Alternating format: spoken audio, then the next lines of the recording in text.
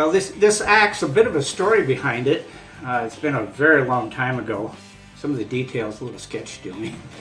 But basically, my dad and I were on vacation up in the June Lake area in California, not too far from the High Sierras. And we were either driving into town or driving to go fishing or something. I can't remember exactly. But we saw a lightning strike and it hit a bunch of trees and set them on fire. So we got out of the car and we ran over and we got a shovel and we put out the fire. And another passerby, he saw the lightning strike and he went into town and called the fire department. So while the fire department was come, Dad and I fought the fire. Spent maybe a half hour, I can't remember exactly. But we put the fire out and the fire department showed up and took our name and number. And within 2-3 weeks, we got a check for $1.75 for fighting the fire. And while we were walking back to the car, I noticed laying down in the weeds or in the leaves that there was an axe laying there, double-bladed axe. So I picked it up, we put it in the trunk. We got home from vacation and we put it in the garage, and it's set in the garage for the next 55 years. And then after my dad died, then I acquired the axe. And it's been sitting out here on the homestead for almost a little over 4 years. And now I guess we're going to do something with it. First thing we're going to do with this axe head is go ahead and use some tools that we have from the homesteadbox.com. You remember a few videos back, they sent us a box that had to do with blade care.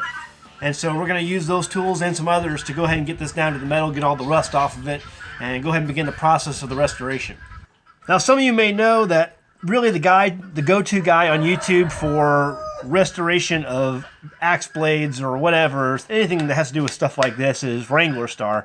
And so this is my ode to Wranglerstar. I've been watching his videos, catching up, trying to learn as much as I possibly can on blade restoration so that I can do some of the things that he has done in his videos so I can get the best result out of this blade here, this axe head. So like I said, it's a Kelly axe head, and it says World's Best Kelly on it. And so this is what we're going to restore. But like I said, Wranglerstar is the go-to person if you want to learn how to restore an axe or any type of blade. He's got lots of videos on that, and that's where I would go to check that out.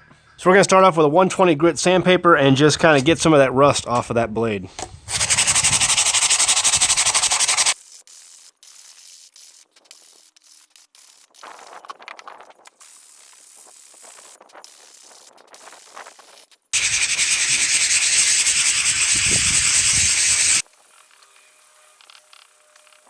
So as you can see, we got most of the rust off.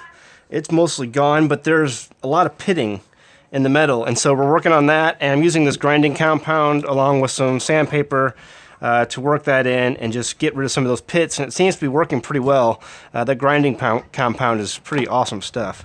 And so I'm working with that right now, rubbing that in, and it's shining that up. So we'll keep going on this for a little bit. But you know, the rust is gone. So it's just a matter of getting rid of some of that pitting or lessening the pitting as much as possible, and just trying to clean up some of this oxidation that's happened to the blade over time. It's just going to take some elbow grease, but that's what we're doing.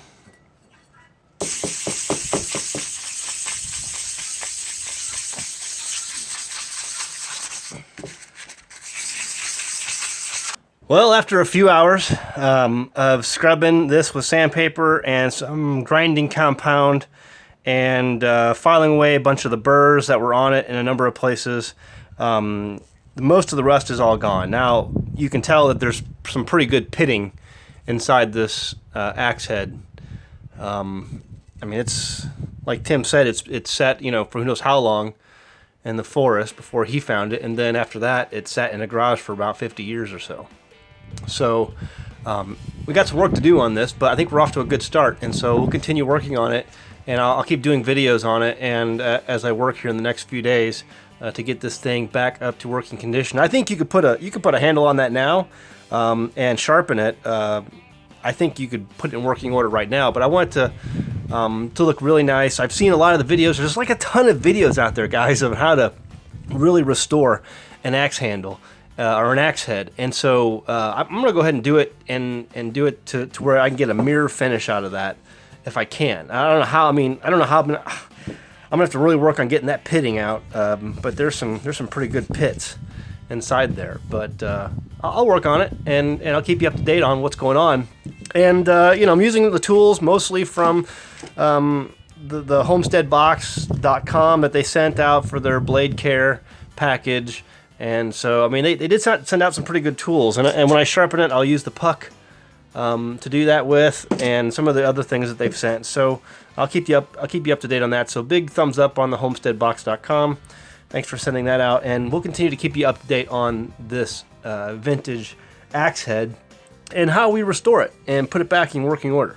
Hey guys, if you enjoy our videos, go ahead and check out this list of fine people here. These are our patrons. None of our videos are possible without them. They make it all possible. They're the executive producers. And if you want to learn more about our patrons, you can go to patreon.com/AnAmericanHomestead and see what are the benefits of becoming a patron. So check that out. And be sure to like us on Facebook, you know, follow us on Twitter, subscribe to our channel if you haven't done so already, and share our videos with your friends and family. And we really appreciate, you know, all the people who share our videos. And then over here, there's some other videos on the side that you can check out if you're interested in seeing other things that we're doing here on the homestead. So, all right, guys, we'll see you next time on An American Homestead.